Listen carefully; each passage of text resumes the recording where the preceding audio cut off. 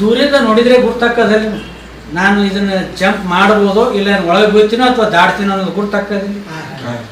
ಒಂದು ವೇಳೆ ಅಟ್ಟು ಬೇರೆ ಡೌಟ್ ಬರ್ತಂದ್ರೆ ಹಿಂದಕ್ಕೆ ಸರದು ಹೊಡ್ಕೋತ ಬಂದು ಜಂಪ್ ಮಾಡಿದ್ರೆ ದಾಡ್ತೀನಿ ಅನ್ನೋದೊಂದು ಥಿಂಕ್ ಮಾಡ್ತೀರಿ. ಸ್ವಲ್ಪ ದೂರ ಇರ್ತದೆ. ಇನೋವೇಷನ್ನು ಸಕ್ಸಸ್ಸು ಹಾಗೆ ಅವು ಹತ್ತಿರದಿಂದ ನೋಡಿದಾಗ ಆಳ ದೂರ ಅನ್ನಿಸ್ತದ. ಅದೇನೋ ಅಂತಾರಲ್ಲ, ಕಲಿತನಕ ಬ್ರಹ್ಮವಿದ್ಯೆ ಕಲ್ತ ಮೇಲೆ ಕೋತಿ ವಿದ್ಯೆ. ಹಂಗೆ ಇದ್ರೊಳಗೂ ಕೂಡ ಅಷ್ಟೇ ಎಫರ್ಟ್. ಈಗ ನೋಡ್ರಿ ಮಕ್ಕಳೇ, ನಿಮ್ಗೆಲ್ಲ ಹೇಳಬೇಕಂದ್ರೆ ಸರ್ ಹೇಳೋದು ಅಂಥ ಮಾತುಗಳು ನಿಮ್ಮ ಪೂರ್ಣಿಮಂತರ ಅವ್ರ ಲೆಕ್ಚರ್ ಕೇಳಬೇಕು. ಈಗ ನಾ ಅವ್ರ ಬಗ್ಗೆ ಇಲ್ಲೇ ತಿರುಗಾಡ್ತೀನಿ. ಈಗ ನನ್ನ ವಿಡಿಯೋದೊಳಗೆ ನಾನು ಬ್ಲಾಗ್ ಮಾಡೋದು ಬಂದೀನಿ ಸರ್. ನೀವು ರಾತ್ರಿ ಇಂಟರ್ವ್ಯೂ ನಾನು ಈಗ ನಿಮಗೂ ಶೂಟಿಂಗ್ ಮಾಡ್ತಾ ಇದ್ದೀನಿ. ಓಕೆ, ಸರ್ ಏನು ಹೇಳ್ತಾರೆ, ಸರ್ಚ್ ಹುಡುಕು. ಅವ್ರು ಹೇಳೋದು ಮೇನ್ ಹುಡುಕು. ಈಗ ನಮ್ಗೆ ಹಸಿವಾಗಿರ್ತದೆ, ಮನೆಗೆ ಯಾರೂ ಇರೋದಿಲ್ಲ, ಎಲ್ಲಿ ಹೋಗ್ತಾವೆ ನಾವು? ರೊಟ್ಟಿ ಹತ್ರ ಹೋಗ್ತೇವೆ, ಪಲ್ಯ ನಾವು ಯಾರು ಹೇಳ್ತಾರಲ್ಲ ಇಲ್ಲ. ಪ್ರತಿಯೊಂದಕ್ಕೆ ಹಸಿವಿರ್ಬೇಕು. ಅದು ಒಂದಕ್ಕೆ ಇರಬಾರ್ದು, ಹೊಟ್ಟಿಗೆ ಅಷ್ಟೇ ಇರಬಾರ್ದು, ತಲೆಗೂ ಹಸಿವಿರ್ಬೇಕು. ಸರ್ ಆ ಉದ್ದೇಶದವರು, ಆ ಕ್ವಾಲಿಟಿ ಅದು. ಸಿದ್ದೇಶ್ವರಪ್ಪರು ಎಲ್ಲರೂ ಗೊತ್ತಲ್ಲ ನಿಮ್ಗೆ? ಸಿದ್ದೇಶ್ವರಪ್ಪರು 7th ಕ್ಲಾಸ್ನೊಳಗೆ ಕುಂತು ಎಕ್ಸಾಮ್ದೊಳಗೆ ಒಟ್ಟು ಪೇಜ್ ಓಂ ಅಂತ ಬರೆದಿದ್ರು. ಅದಕ್ಕೆ ಹೆಡ್ ಮಾಸ್ಟರು ಅಲ್ಲಿ ಮಲ್ಲಿಕಾರ್ಜುನ ಅಪ್ಪರು ಹೇಳಿದ್ರಂತ, ಎಲ್ಲಿ ಹುಡುಗ ಶಿಕ್ಷೆ ಅಂತ ಹೇಳ್ತೀರಿ, ಅವ ಸಬ್ಜೆಕ್ಟೇ ಬರಲ್ಲ, ಬರೀ ಓಂ ಅಂತ ಬರೀತಾನೆ, ಹ್ಯಾಂಗ ಅವನಿಗೆ ನಾನು ಹತ್ರ ಕಳಿಸ್ಕೊಡ್ರಿ ಅಂತ. ಅವ್ರ ಹತ್ರ ಹೋದ್ಮೇಲೆ ಇವತ್ತು ಜಗತ್ ಪ್ರಸಿದ್ಧ ಆದ್ರೆ ಅವರು ಸಿದ್ದೇಶ್ವರಪ್ಪ ಜಗತ್ ಪ್ರಸಿದ್ಧರಾಗ. ಸರ್ ಅಂಥ ಕ್ವಾಲಿಟಿ ಅದಂದ್ರೆ ಇಷ್ಟೊತ್ತ ನಾನು ನಿಮ್ಮಂಗೆ ಕೂತು ಕೇಳೀನಿ. ನಮಗೆ ಅವಾಗ ತಿಳಿಲಿಲ್ಲ, ಇಂಥವ್ರು ಸಿಗಲಿಲ್ಲ ಮಾರ್ಗದರ್ಶಕರು ನಮಗೆ. ಇವತ್ತು ನಿಮಗೆ ಇಂಥ ಮಾರ್ಗದರ್ಶಕ ಸಿಗ್ತಾರ, ಸುದೈವ್ ನಿಮ್ಮದು. ನೀವು ಏನು ಬೇಕಾದ್ದು ಸ್ಟಾರ್ ಮಾಡ್ಕೋಬೋದು. ಅವರು SSLC ಮೇಲೆ ಇಂಥ ಸ್ಟಾರ್ ಮುಟ್ಟ್ಯಾರವ್ರು ಅಂದ್ರೆ ನೀವೇನು ಬೇಕಾದ್ದು ಮಾಡ್ಬೋದು. ಅದು ದಯಮಾಡಿ ಅವರನ್ನು ಫಾಲೋ ಮಾಡಿರಿ ಸರ್, ನಂದಷ್ಟೇ ರಿಕ್ವೆಸ್ಟ್.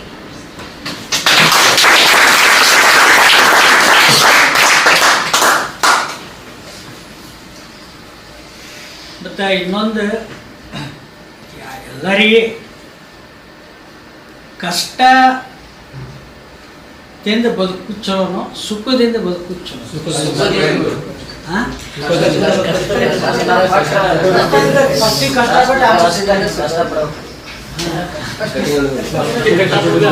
ಆಕ್ಚುಲಿ ಕಷ್ಟ ಜೀವನ ನಡೆಸುವುದನ್ನು ಕಲಿಸ್ಕೊಡ್ತದ. ಸುಖ ಏನ್ ಮಾಡ್ತದ, ನಿಮ್ಮ ಆಸ್ತಿಯನ್ನು ಹೇಗೆ ಅಳಿಬೇಕನ್ನೋದು ಕಲಿಸ್ಕೊಡ್ತದೆ. ಕಷ್ಟದಿಂದ ಬದುಕು ಚಲೋನೋ ಸುಖದಿಂದ ಬದುಕು ಚಲೋ? ಕಷ್ಟ ಹೇಳ್ಕೊಡ್ತದ, ಹೌದಿಲ್ಲ? ನಾವು ಹೆಂಗಿರ್ಬೇಕು, ನಾವು ಹೆಂಗೆ ಬದುಕಬೇಕು. ಅದೇ ಕಷ್ಟ ನಿಮಗೆ ಇರಲಿಲ್ಲ ಅಂದ್ರೆ, ಕಷ್ಟ ಯಾಕೆ ಇರಂಗಿಲ್ಲ ನಮಗೆ? ಯಾಕೆಂದ್ರೆ ನಾವು ಪಡ್ತಿರ್ಬೇಕಾದ ಕಷ್ಟ ನಮ್ಮ ತಂದೆ ತಾಯಿ ಪಡ್ತಿರ್ತಾರ, ನಮಗದು ಗುರ್ತೇ ಇಲ್ಲ. ತಂದೆ ತಾಯಿ ಇಷ್ಟು ಕಷ್ಟಪಡ್ತಾರೆ ನಾವು ತಿಳ್ಕೊಳಂಗೇ ಇಲ್ಲ. ಅವ್ರ ಬಗ್ಗೆ ನಮ್ಗೆ ಗುರ್ತೇ ಇಲ್ಲ. ಅವರು ನಿಮ್ಮ ಶಾಲೆಗೆ ಕಳಿಸ್ಬೇಕಾದ್ರೆ ನಿಮ್ಮ ಶಾಲೆ ಫೀಸ್ ಕಟ್ಟು, ಇವತ್ತು ಕೂಲಿ ಮಾಡ್ತಾರೆ.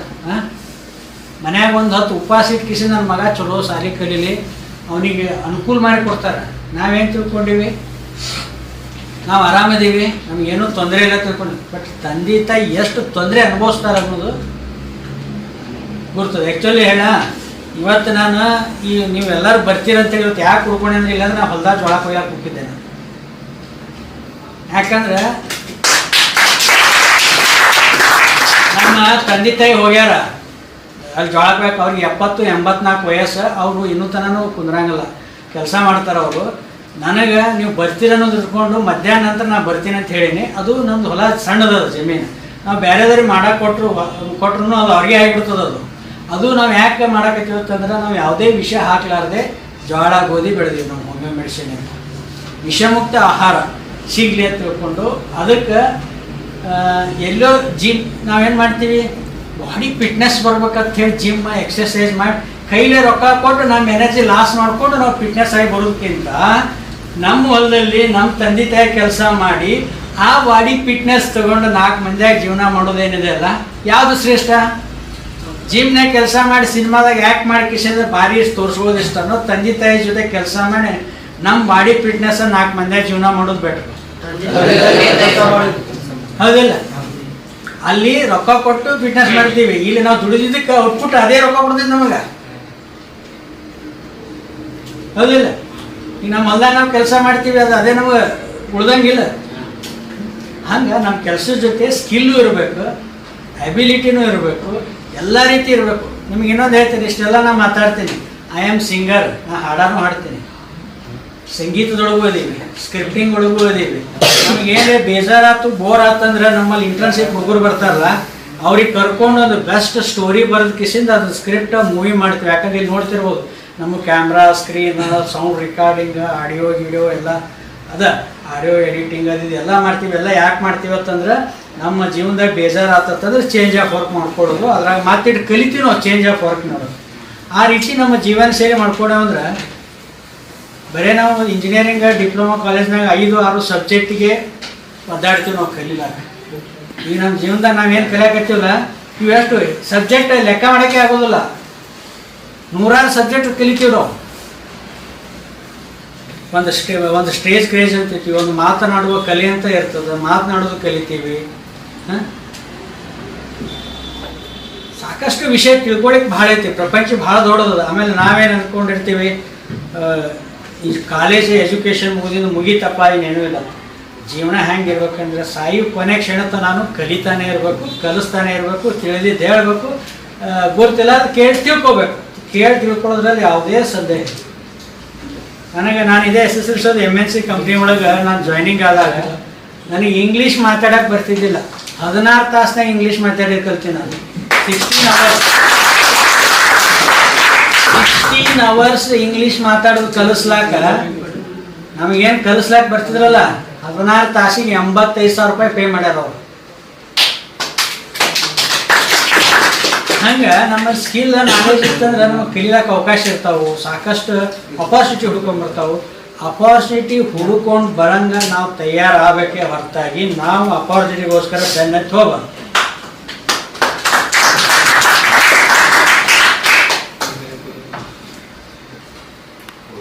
ಮತ್ತು ಏನು ಡೌಟ್ಸ್, ಏನ್ರಿ ಕ್ವಶನ್ಸ್?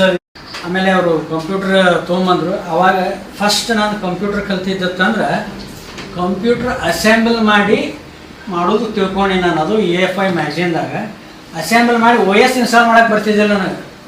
ಒಬ್ಬ ನಮ್ಮ ಫ್ರೆಂಡ್ ಸಾಫ್ಟ್ವೇರ್ ಇಂಜಿನಿಯರ್ಗೆ ಫೋನ್ ಹಚ್ಚಿ ಫೋನ್ದಾಗ ಲೈನ್ದಾಗ ತೊಗೊಂಡು OS ಇನ್ಸ್ಟಾಲ್ ಮಾಡಿಸಿ ಕಂಪ್ಯೂಟರ್ ಕಲ್ತಿದ್ದೆ. ಈಗ Adobe Premiere, graphics, animation, sound editing, ಆಮೇಲೆ embedded software development, micro control software, Cortex M3, Android app, web, JavaScript, ಇವೇನು ಬೇಕಾದ ಮನುಷ್ಯಾಗ ಯಾವುದೂ ಅಸಾಧ್ಯವಲ್ಲ. ಕಲಿಬೇಕಂತ ನೀವು ಮನಸ್ಸು ಮಾಡಿದ್ರೆ ಆರಾಮ್ ಕಲಿಬೇಕು. ಆಮೇಲೆ ಯಾರೇ ಕಲಿಲಾಕ ಇಂಟ್ರೆಸ್ಟ್ ಇರೋರು ಇದ್ರಂದ್ರೆ ನಾವು ಕಲಿಸ್ಲಾಕ ತಯಾರಿದ್ದೀವಿ. ಇನ್ನೊಂದು ಸರ್ ನಾನು ಹೇಳ್ತಾ ಇರೋದು ಜಸ್ಟ್ ನಿಮ್ಮ ಮಾತಿಗೆ ಇದು ಹೇಳ್ತೀನಿ ಸರ್. ನಾನು ವಿಡಿಯೋದೊಳಗೆ ವಿದ್ಯಾರಣ್ಯ ಗುರುಕುಲ ಅಂತ ಹೇಳಿ ಒಂದು 3 ಎಪಿಸೋಡ್ ಮಾಡಿದ್ದೆ. ಅದು ಅತಿ ಬೆಟ್ಟದೊಳಗೆ ಅದನ್ನು ಹೇಳ್ತಾರೆ. ಅಲ್ಲಿ ಒಟ್ಟು ಲಿಮಿಟೆಡ್ ಅವೆಗಳು 30-40 ಹುಡುಗರು ಅಡ್ಮಿಷನ್ ಕೊಡ್ತಾರೆ. ಅವ್ರದ್ದು ಏನು ಸರ್ ನಾ ಮಾಡಿದ 3-4 ವಿಡಿಯೋ ನೋಡ್ಬೋದು ನಾನು ಯೂಟ್ಯೂಬ್ನಾಗ. ಆ ಹುಡುಗರು ಮುಂಜಾನೆ ಎದ್ದು ಕೂಡಲೇ ಆಕಳ ಸಗಣಿ ತೆಗೆಯೋದು, ಆಕಳ ಮೈ ತೊಳೆಯೋದು, ನಂತರ ಅದ್ರ ಪೂಜೆ ಮಾಡೋದು, ನಂತರ ಯೋಗ ಮಾಡೋದು, ವೇದ ಉಪನಿಷತ್ತುಗಳನ್ನು ಓದೋದು. ಅದರ ನಂತರ ನೀವೇನು ಹೇಳಕತ್ತೀರಿ ಬದುಕೋದು ಕಲಿಬೇಕಂತ ಹೇಳಿ ಅದೊಂದು ತಾಸು ಪೀರಿಯಡ್. ಮನುಷ್ಯ ಏನು ಕಲಿಬೇಕು, ಕಮ್ಮಾರಿಕೆ ಹ್ಯಾಂಗೆ ಮಾಡ್ತಾನೆ, ಕುಂಬಾರಿಕೆ ಹ್ಯಾಂಗೆ ಮಾಡ್ತಾನೆ, ಇವೆಲ್ಲ ಪ್ರಾಕ್ಟಿಕಲಿ ಕಲಿಸ್ತಾರೆ ಸರ್. ನನಗೆ ಅಲ್ಲಿಂದ ನೆನಪಾಗತ್ತದ ನಿಮ್ಮ ಮಾತು ಕೇಳಿ. ಆ್ಯಕ್ಚುಲಿ ಗುರುಕುಲ ಇದು. ನಿಮಗೆ ಏನು ನಮ್ಮ ಸ್ಕೂಲ್ನೊಳಗೆ ನಮ್ಮ ಮೊಮ್ಮಕ್ಕಳಿಗೆ ಈ ಸ್ಕೂಲ್ಗೆ ಹೋಗ್ತಾರೆ, ಅವ್ರಿಗೆ ಕಲಿಸೋದೇನು 80,000 1 ಲಕ್ಷ ಫೀ ಕೊಡ್ತೇವೆ ನಾವು. ಏನು ಕಲಿಸ್ತಾರ ಅಂದ್ರೆ 80% ಮಾಡಬೇಕು, 90% ಮಾಡಬೇಕು. ಕಾಂಪಿಟೇಷನ್ ಅವರಿಗೆ ಅದು ಬಿಟ್ಟು ಕಲಿಯುವುದು ಬದುಕಬೇಕು ಅನ್ನೋದು ಏನೂ ಗೊತ್ತಿಲ್ಲ. ಈಗ ಸರ್ ಭಾಳ ದೊಡ್ಡ ಇದು ಕ್ಲಾಸ್ ಇದು. ನಿಮಗೆ ನೀವು ಬದುಕಬೇಕು ಹ್ಯಾಂಗು ಅನ್ನೋದು ಹೇಳಕತ್ತಾರ ಸರ್. ನೀವು ಮಾರ್ಕ್ಸ್ ತೊಗೊಳೋದು ಹೇಳಕತ್ತಿಲ್ಲ. ಆ ಮಾರ್ಕ್ಸ್ ತೊಗೊಳೋರು ಏನಾದ್ರೆ ನಮ್ಮ ಮೊಮ್ಮಕ್ಕಳೇ ಇರೋದಕ್ಕ ಅವ್ರು ಎಂದೂ ಜೀವನದಾಗ ಬದುಕೋದು ಕಲಿಯೋದೇ ಇಲ್ಲ. ಇವ್ರ ಮಾತಿಗೆ ಬದುಕೋದು ಕಲಿತಾರೆ. ಅದಕ್ಕೆ ದಯಮಾಡಿ ಇದೊಂದು ಗುರುಕುಲ ಅಂತ ನಾನು ಅಭಿಪ್ರಾಯ ಹೇಳ್ತೇನೆ.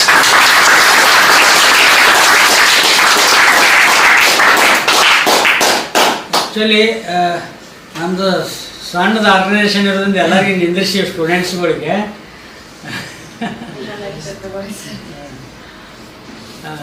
ಏನ್ರಿ ಡೌಟ್ಸ್ ಕ್ವಶನ್ಸ್? ಹಾಂ ಕಲಿಸ್ತೀವಿ. ಅನಿಮೇಷನ್ ಅಂದರೆ ಗ್ರಾಫಿಕ್ಸ್ ಅಂದರೆ 3D ಗ್ರಾಫಿಕ್ಸ್. ಈಗ ಲೋಗೋ ಇದು ಡಿಸೈನ್ ಆಗಿರ್ತಾವಲ್ಲ ಸರ್. ಇನ್ನೊಂದು ಅವ್ರಿಗೆ ಹೇಳ್ರಿ ಸರ್, ಇಲ್ಲಿ ಕ್ಲಾಸ್ ಹೆಂಗೆ ತೋತೀರಿ, ಅವ್ರಿಗೆ ಏನು ಟ್ರೈನಿಂಗ್ ಕೊಡ್ತೀರಿ? ಫೀಲ್ಡ್ ಟ್ರೈನಿಂಗ್ ಕೊಡ್ತೀರಾ ಅಥವಾ ಇಲ್ಲೇ ಬಂದು ಕ್ಲಾಸ್ ಹೇಳ್ತೀರಾ ಅವ್ರಿಗೆ? ನಮ್ಮಲ್ಲಿ internship training, engineering rule training ಅಂತಂದ್ರೆ 1 ಮಂತ್ ಟ್ರೈನಿಂಗ್ಸ್ ಇರ್ತದೆ ಸರ್. 1 ಮಂತ್ ಟ್ರೈನಿಂಗ್ ಇರ್ತೈತಿ. ಬೆಳಗ್ಗೆ ಹೆಂಗೆ ಆಫೀಸಿಗೆ ಬರ್ತಾರೆ ಹಂಗೆ ಸಾಯಂಕಾಲ ಆಫೀಸ್. ನಾವು ಟ್ರೈನಿಂಗ್ ಕೊಡೋದತ್ತ ನಾವು ಏನು ಕಲ್ತಿರ್ತಾರೋ ಡೈರೆಕ್ಟ್ ಅದಕ್ಕೆ ಕರ್ಕೊಂಡು ಹೋಗಂಗಿಲ್ಲ, ಅದನ್ನೇ ಮಾಡಂಗಿಲ್ಲ.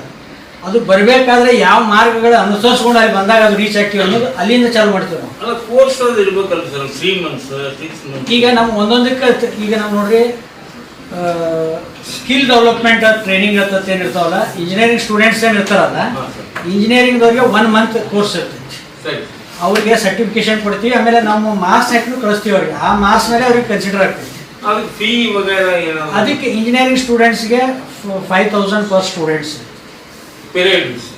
1 ಮಂತ್ಗೆ 5,000 ಫೀಸ್.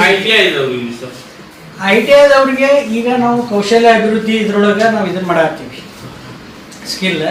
ಅವರಿಗೆ ಹುಡುಗರಿಗೆ ಸ್ಕಿಲ್ನು ಕಲಿಸ್ಕೊಡ್ತೀವಿ.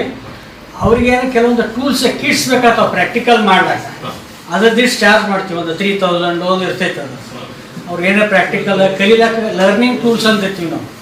ಆ ಲರ್ನಿಂಗ್ ಟೂಲ್ಸಿಗೆ ಚಾರ್ಜ್ ಮಾಡ್ತೀವಿ. ಕಲಿಸ್ಲಿಕ್ಕೆ ಏನು ಚಾರ್ಜ್ ಇರೋದಿಲ್ಲ. ಕಲಿಸ್ಲಿಕ್ಕೆ ಯಾಕೆ ಚಾರ್ಜ್ ಇರೋದಿಲ್ಲ ಅಂದರೆ, ಸ್ಟಾರ್ಟಿಂಗ್ ನಾವು ಅವ್ರಿಗೆ ಕಲಿಸ್ಬೇಕಾದ್ರೆ ನಮ್ಮ ಟೈಮ್ ಅವ್ರಿಗೆ ಹೋಗಿರ್ತೈತಿ. ಆ ಟೈಮ್ ನಾವು ರಿಟರ್ನ್ ತೊಗೋಬೇಕಾದ್ರೆ ಅವ್ರ ಕಡೆ ಕಲಿಸ್ಕಿಸಿದ ಅವ್ರ ಕಡೆ ನಾವು ಕೆಲಸ ಮಾಡಿಸ್ಕೊಂಡ್ಬಿಡ್ತೀವಿ ಅಷ್ಟೇ.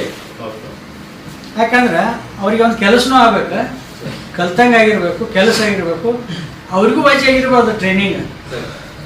ಈಗ ಏನೋ ನಾವು ಒಂದು ಯಾವುದೋ ಒಂದು ಕೋರ್ಸ್ ಮಾಡ್ತೀವಿ, ಅದಕ್ಕೆ 15-20 ಸಾವಿರ ಚಾರ್ಜ್ ಮಾಡಿ ಅವ್ರಿಗೆ ಕಲಿಸಿ ಇದನ್ನು ಮಾಡಿ ಮಾಡೋದಕ್ಕಿಂತ, ಮತ್ತು ನಮ್ಮಲ್ಲಿ ಇಂಟ್ರೆಸ್ಟ್ ಇರೋರಿಗೆ ಮಾತ್ರ ಕಲಿಸ್ತೀವಿ.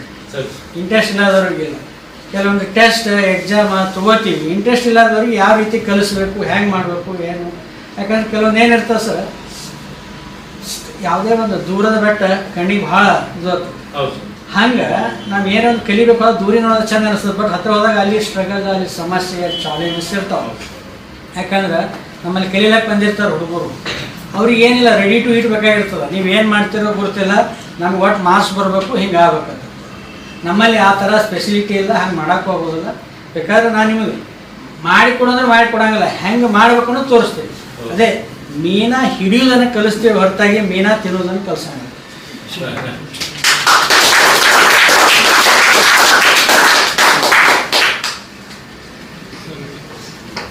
ಮತ್ತೆ ಯಾವ್ದಾರೆ ಪ್ರಶ್ನೆ ಕ್ವಶನ್ಸ್?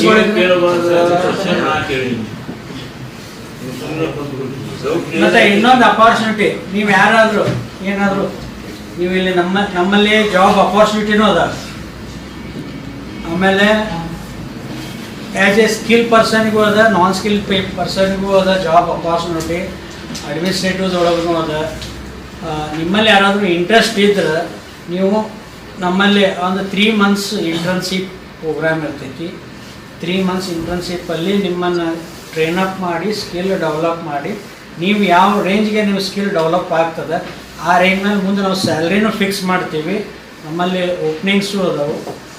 ಯಾರ್ಯಾರು ಇಂಟ್ರೆಸ್ಟ್ ಇದ್ದರೆ ನೀವು ಬೇಕಾದ್ರೆ ರೆಕಮೆಂಡ್ ಮಾಡ್ಬೋದು, ಜಾಯಿನ್ ಆಗ್ಬೋದು. ಇನ್ನು ಅದರ್ ನೀವು ಕಾಲೇಜ್ ಕಲ್ತ್ಕೊಂಡು ವಾಲಂಟ್ರಾಗಿ ನೀವೇನಾದರೂ ಮಾಡಬೇಕು, ಸಾಧನೆ ಮಾಡಬೇಕು, ಏನಾರು ಕಲಿಬೇಕು, ಮಾಡಬೇಕು ಅನ್ನೋದಿರ್ತದೆ. ಜಸ್ಟ್ ಲೈಕ್ ವಾಲಂಟಿಯರ್ ಆಗಿ ನೀವು ಕೆಲಸ ಮಾಡ್ಬೋದು. ವಾಲಂಟಿಯರ್ ಆಗಿ ಕೆಲಸ ಮಾಡಿದ್ರೆ you can give a stipend ಥರ ಕೊಡ್ತೀವಿ. ನಿಮ್ಮ ನಾಲೆಜೂ ಹೆಚ್ಚಾಗ್ತೈತಿ, ನಿಮಗೆ ಸ್ಟೈಪಂಡು ಸಿಗ್ತದೆ. ಆ ನಿಟ್ಟಿನಾಗೂ ನಮ್ಮಲ್ಲಿ ಅಪಾರ್ಚುನಿಟಿಗಳದಾವು. ನಿಮ್ಮ ಯಾವ್ಯಾವುದು ಸ್ಕಿಲ್ ಏನೇನು ಕಲಿಬೇಕಾಗಿರ್ತದೆ ಒಂದು ನಿಮ್ಮದು ಒಂದು ಬಯೋಡೇಟಾ ಇದನ್ನು ಮಾಡ್ಕೊಂಡು ಬಂದರೆ ನಿಮಗೆ ಕೌನ್ಸಿಲ್ ಮಾಡಿ ನೀವು ಯಾವ್ದಾರ ಮುಂದುವರಿತೀರ ನಾವು ತಿಳ್ಕೊಂಡು ನಾವು ಅದನ್ನೇ ಟ್ರೈನ್ ಮಾಡ್ತೀವಿ. ನೀವು ಒಂದೇ ತಲೆಯೊಳಗೆ ಇಟ್ಕೊಂಡ್ಬಿಟ್ರಿ ಸರ್, ಕೇಂದ್ರ ಸರ್ಕಾರ ರಾಜ್ಯ ಸರ್ಕಾರಗಳಿಂದ 100 ಪ್ರಶಸ್ತಿಗಳನ್ನು ತಗೊಂಡು ಅದು ಒಂದೆರಡು ಇಡ್ಬೋದು. ಕೇಂದ್ರ ಸರ್ಕಾರ ರಾಜ್ಯ ಪ್ರಶಸ್ತಿ ತಗೋಬೇಕಾದ್ರೆ ಅಷ್ಟು ಸಾಲ ಇರೋದಿಲ್ಲ, ಅದು ಭಾಳ ಎಫರ್ಟ್ ಇರ್ತದೆ. ಅಂಥವ್ರಲ್ಲಿ ನೀವು ಶಿಕ್ಷಣ ಪಡಿತೀರಪ್ಪ ಅಂದ್ರೆ ನೀವು ಅದರ ಅರ್ಧ ಯೋಗ್ಯತೆಗೆ ಬರ್ತೀರಿ. ಅದನ್ನು ಕಲಿ. ಯಾಕಂದ್ರೆ ನಾವು ಈಗ 70 ವರ್ಷ ಕಲಿಯಾಕ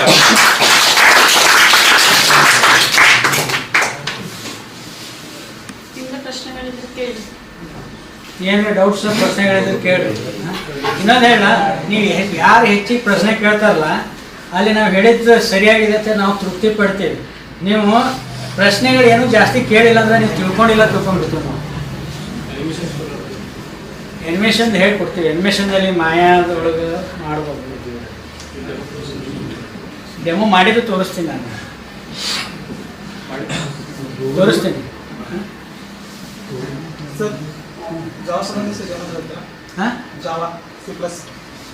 ಜಾವಾ ಅವೆಲ್ಲ ಕಲಿಬೇಕಾದ್ರೆ ಫಸ್ಟ್ ಸಿ ಲ್ಯಾಂಗ್ವೇಜ್ C++ ಅದು ಕಲಿಬೇಕು.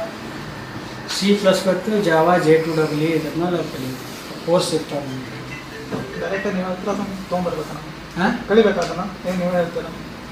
ಅಲ್ಲ, ನೀವು ಕಲಿಬೇಕು. ನೀವು ಡೌಟ್ಸ್ ಬಂದಾಗ ನಾವು ಹೇಳ್ತೀವಿ. ನೀವು ಕಲಿಬೇಕು.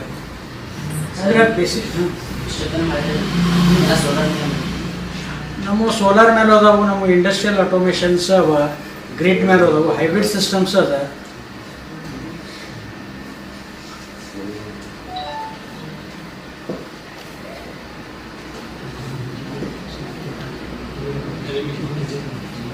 ಮತ್ತೇನ ವಿಷಯ?